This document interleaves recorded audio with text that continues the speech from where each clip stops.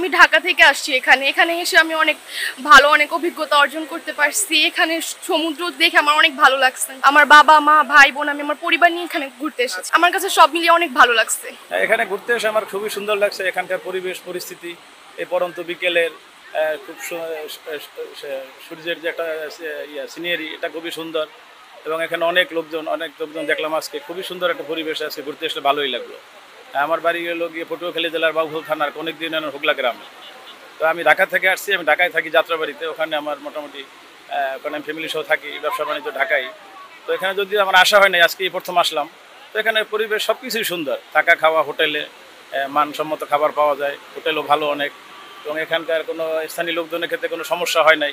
খুব সুন্দর একটা পরিবেশই আজকে ঘুরলাম। আজকে আমরা থাকবো, কালকে হয়তো ইনশাল্লাহ আমরা চলে যাবো। খুব ভালো লাগছে আমার।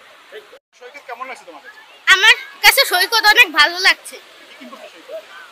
সৈকতে ছবি তুলছি, ঢেউয়ের সাথে খেলছি, পানিতে নামছি। টানা সপ্তমবারের মতো বেস্ট টিস্যু পেপার ব্র্যান্ড হিসেবে স্বীকৃতি পেয়েছে বসুন্ধরা টিস্যু। আচ্ছা, এইগুলোর জন্য আমাদের অনেক সমস্যা হচ্ছে। যেমন হাত পা কেটে যাচ্ছে, মাঝখানে যেতে পারতেছি না, একটু দূরে যেতে পারতেছি না। এই যে বাচ্চা কাচ্চা নিয়ে আমরা ভিতরে যাবো, সেটা যেতে পারতেছি না। এই বস্তার যে তেলসা হয়েছে দেখেন, শ্যাওলা পরে কিভাবে তেলসা হয়েছে। এগুলো পাও লাগলে তেলসা খেয়ে পড়ে যাচ্ছে। পা গর্ত আছে মাঝখানে। এই গর্তের জন্য পা আটকে যাচ্ছে।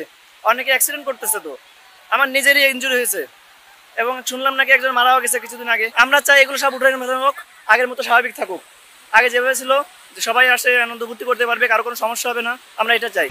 পর্যটকদের নিরাপত্তার স্বার্থে আমাদের এই কুয়াকাটার যতগুলি পর্যটন স্পট আছে, প্রত্যেকটা স্পটেই আমরা সাদা পোশাকে 24 ঘন্টায় ডিউটি পোস্টে পুলিশ মোতায়েন আছে এবং ট্রাফিক ব্যবস্থাপনা আছে। কোনো ধরনের কোনো সমস্যা এখন পর্যন্ত আমরা আমাদের কাছে আসি।